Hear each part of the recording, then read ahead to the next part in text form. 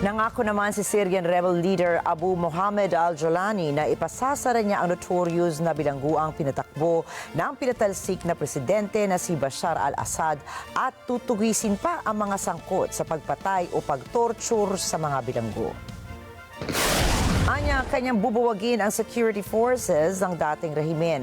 Sa kumalat na video matapos mag-collapse ang Assad government noong linggo, makikita po ang pagpapakawala ng libo-libong mga preso mula sa Sednaya prison na tinawag na human slaughterhouse ng human rights groups.